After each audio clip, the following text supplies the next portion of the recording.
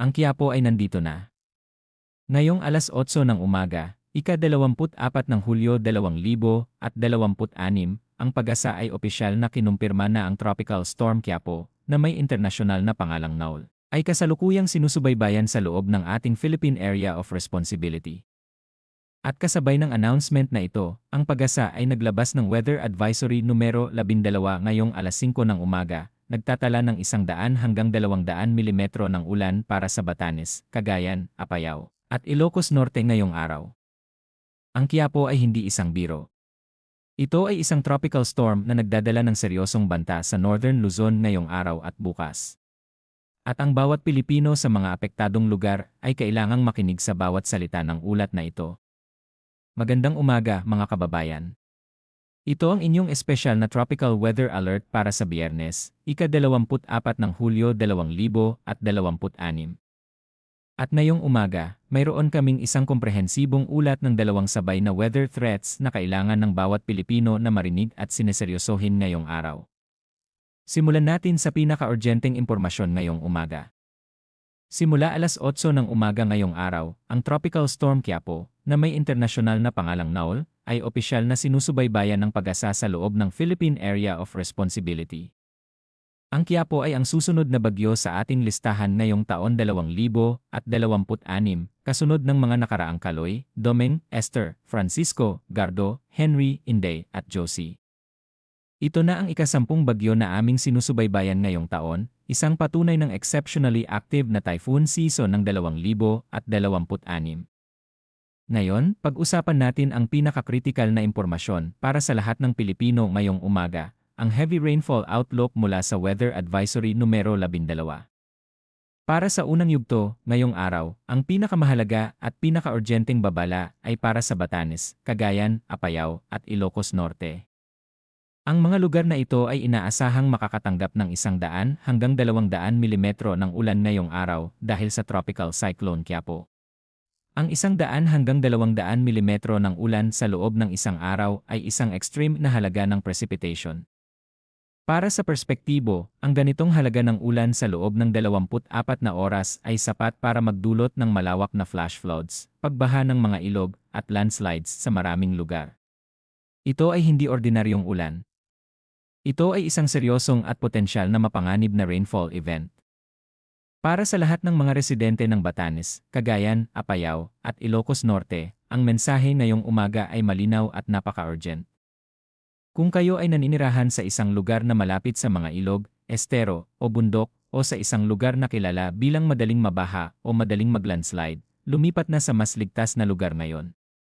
Huwag hintayin ang paglakas ng ulan bago kumilos. Ang panahon para kumilos ay ngayon, hindi mamaya.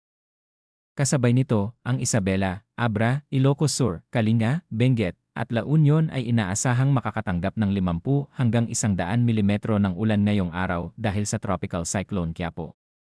Para sa lahat ng mga residente ng mga lugar na ito, ang 50 hanggang 100 milimetro ay isang makabuluhang halaga ng ulan na maaaring magdulot ng flash floods at landslides sa maraming lugar, lalo na sa mga bundok na lugar ng Kalinga, Benguet at Abra. Manatiling napakamapagmatsyag sa buong araw. Para sa ikalawang yugto, bukas, ang Batanes, Cagayan, Apayao, Abra, Ilocos Norte, at Ilocos Sur ay inaasahang makakatanggap ng 50 hanggang 100 milimetro pa ng ulan dahil sa Tropical Cyclone Quiapo. Ang katotohanan na ang malakas na ulan ay inaasahang magpapatuloy bukas sa Batanes, Cagayan, at Ilocos Norte ay nagpapakita ng isang extended rainfall event para sa mga lugar na ito. Ang mga lugar na makakatanggap ng 100 hanggang 200 milimetro ngayong araw at 50 hanggang 100 milimetro bukas ay maaaring magkaroon ng napakalaking total na rainfall accumulation sa loob ng 2 araw, na nagdadala ng mas mataas na risk ng flash floods, landslides, at pagbaha ng mga ilog. Ngayon, pag-usapan natin ang ikalawang weather system na kasalukuyang aktibo sa ating bansa ngayong umaga. Ang Southwest Monsoon. Para sa unang yugto ngayong araw, ang Palawan, Occidental Mindoro, Antique, Iloilo, Guimaras, Negros Occidental, at Negros Oriental ay inaasahang makakatanggap ng katamtaman hanggang malakas na ulan, sa pagitan ng 50 hanggang 100 milimetro. Dahil sa Southwest Monsoon. Para sa lahat ng mga residente ng Palawan, ang habagat ay nagdadala ng 50 hanggang 100 milimetro ng ulan sa inyong lugar ngayong araw. Para sa Occidental Mindoro, ito ay isang lugar na madalas na tinatamaan ng pinahusay na habagat sa nakaraang ilang linggo, at ngayong araw ay makatanggap muli ng 50 hanggang 100 milimetro.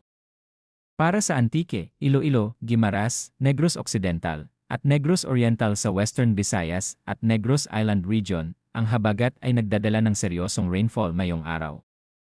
Ang mga lugar na ito ay dapat na maging napakamapagmatsyag para sa posibilidad ng flash floods sa mga lugar na malapit sa mga ilog at landslides sa mga bundok na lugar. Para sa ikalawang yugto bukas, ang Occidental Mindoro lamang ang inaasahang makakatanggap ng 50 hanggang 100 milimetro pa ng ulan bukas dahil sa southwest monsoon.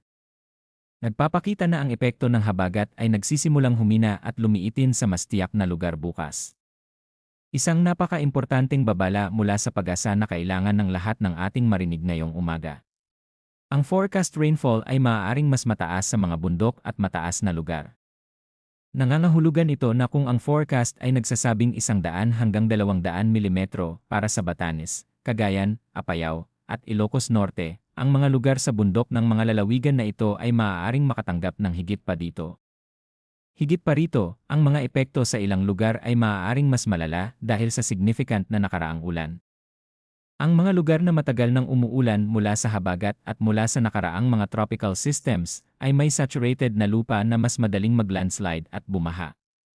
Ngayon, isang espesyal na mensahe para sa lahat ng local government units at disaster risk reduction officials sa Northern Luzon, lalo na sa Batanes, Cagayan, Apayao, Ilocos Norte, Isabela, Abra, Ilocos Sur, Kalinga, Benguet, at La Union. Ang mensahe ngayong umaga ay malinaw, seryoso, at napaka-urgent.